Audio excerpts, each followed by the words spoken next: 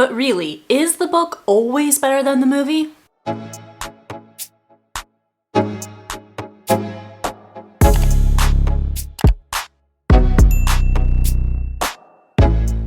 Recently, I did a reading vlog for Anna Karenina by Leo Tolstoy.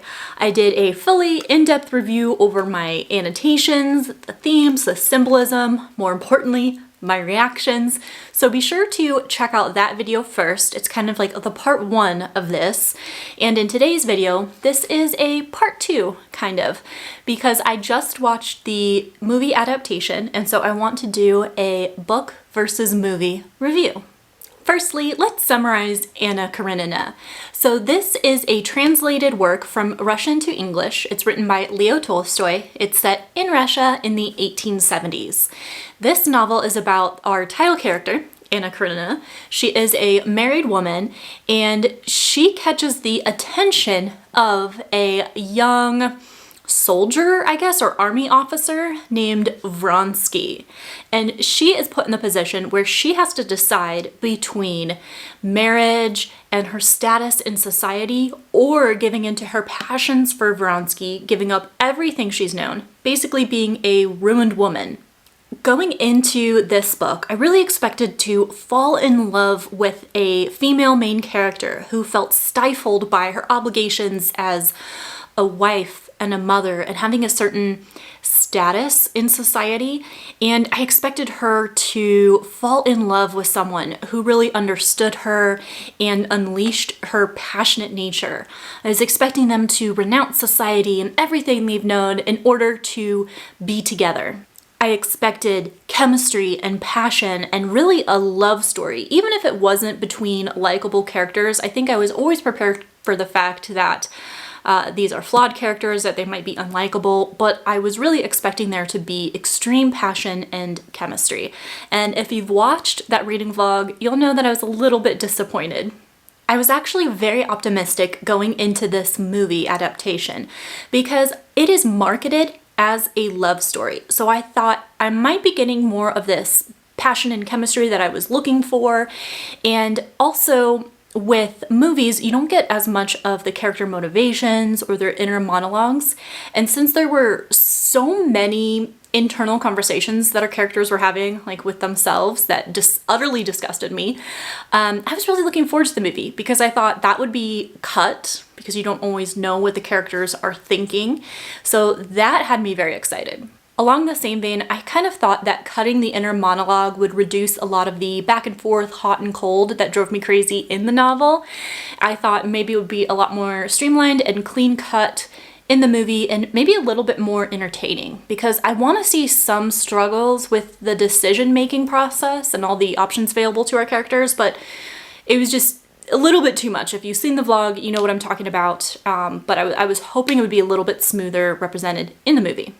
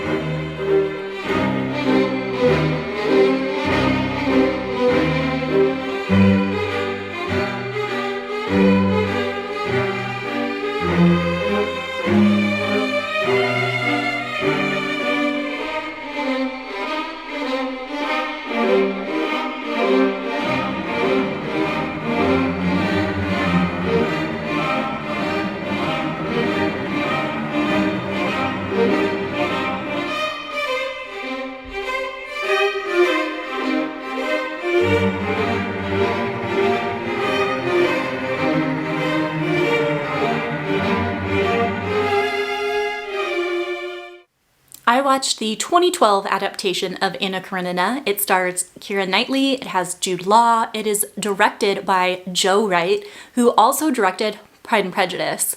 So these are heavy hitters. This made me really excited going into this movie. The moment the credits were over though and the movie started, I was completely thrown off. When I tell you that this movie is theatrical, I mean that quite literally. It's set up to look like a stage, like this is going to be a play. And a lot of scenes are very heavily choreographed to the point where you don't know if they're gonna break out into song. It was really strange and wacky. If I try really hard, I can see some symbolism in this. Maybe it's meant to represent that our characters are living their life as if on a stage, as if they're performing and being watched. I mean, maybe that could be a representation of society, but I just thought it was strange. And it was even stranger because it wasn't consistent. This theatrical setting was really the first third of the film. It was very heavy in the first third. And then the rest of the movie just kind of like gave up on it, or like they forgot about it, or it was very random.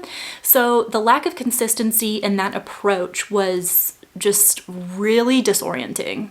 The cinematography and the camera work of this structure also really threw me off because the camera would pan like around a character while the scene or the stage was changing around them. And it made me very motion sick. I got motion sickness watching this, and I had to look away from the TV screen or close my eyes for a little bit because I was getting really nauseous. I did a book versus movie review on Jane Austen's Persuasion, which is a movie adaptation that I found really entertaining, even though they changed like the whole tone of the movie compared to the book. I saw a lot of criticisms on that, and I think one criticism that I heard around that movie adaptation that I did not agree with there, but I do think applies here, is that I'm pretty disappointed in Hollywood, essentially, for thinking that modern day audiences won't be entertained by classic literature. It's like the story itself isn't engaging enough. They have to try super hard to make it edgy and unique. And that's really what I felt about this style that they went with. And it was really disappointing to me because Joe Wright directed Pride and Prejudice, which I think was very authentic to the storyline of the book and very entertaining. It's a classic. I feel like it's so many people's favorite, right? And so that did so well from my perception. I don't know why we can't do it with other ones, why we have to try so hard to make it like modern.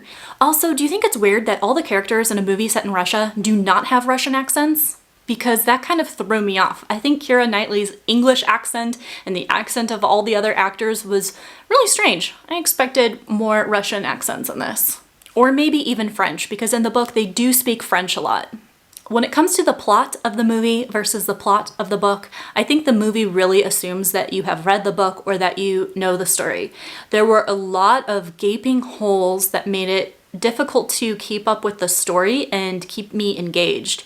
And I was watching this with my boyfriend, who's a huge movie buff, and we had to pause it multiple times so I could give more explanation to what was going on, who the characters were, what the relationship was to each other, what was going on truly that wasn't fully explained.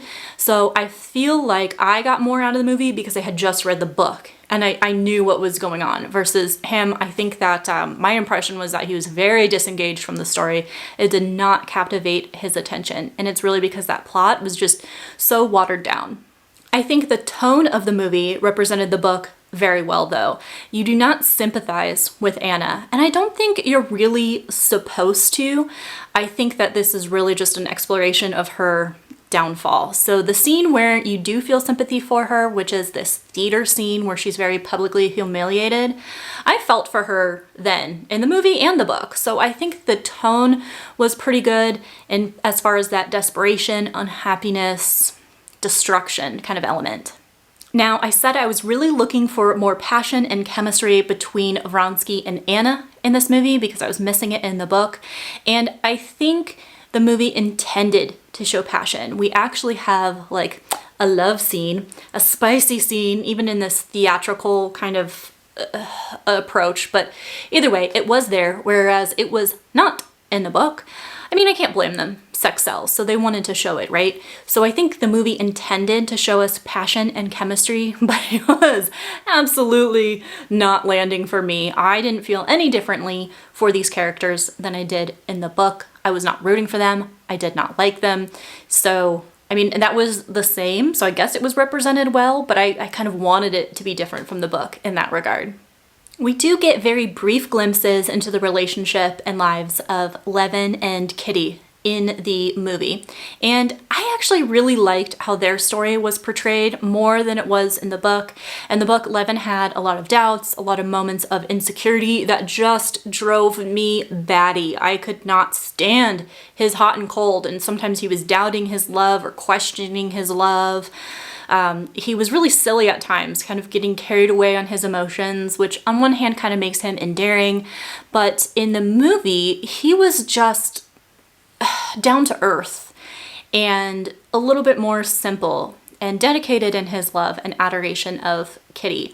And then Kitty was actually really down to earth as well. And as we see her character evolve to be this very caring wife, I liked their story. It was not highlighted as much in the movie as it was in the book. In the book, Anna and Levin, their lives and their journeys are supposed to parallel each other and show a lot of comparisons and contrast each other in a lot of ways.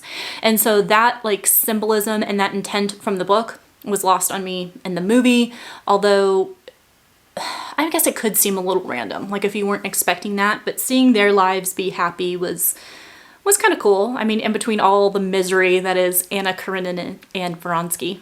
The costumes of the film were really neat. I love the big poofy dresses. I don't know how accurate they are to the time period and to Russia, but I absolutely love the visuals of that and also the settings of the different rooms they're in.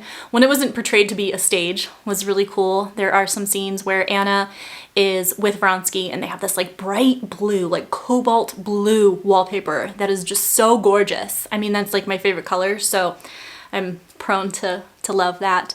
But the visuals were really cool, and I mentioned the choreography a little bit when I was talking about the stage setting, and while it could be very disorienting and gave me motion sickness at times, there were other times when it was really cool, where everyone around them just like froze in action and only our characters are moving. So really you can see like your focus is purely on them and they are in their own world. They're not seeing anything else. That could be kind of cool. There was also these society scenes with like the fluttering fans and again, very heavily choreographed.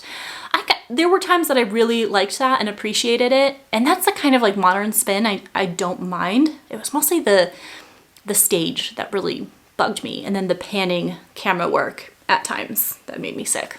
So in this case, was the book better than the movie? I don't know, because I still am unsure if I even like the book. So saying one is better, I'll say I was hoping the movie would be better, and it was not. It did not deliver on the things I wanted, which, like I mentioned, was like the chemistry and the passion between our love interests, making it more of a love story that you could cheer for while seeing the consequences of those choices and the consequences of that passion. That was not delivered in the movie, but it wasn't delivered in the book for me either. So I think the book is still better because it had a little bit more substance to it, even though I didn't necessarily agree with the misery that all these characters were facing and their unhappiness and questioning their decisions constantly. I can appreciate a lot more the artistry of Leo Tolstoy.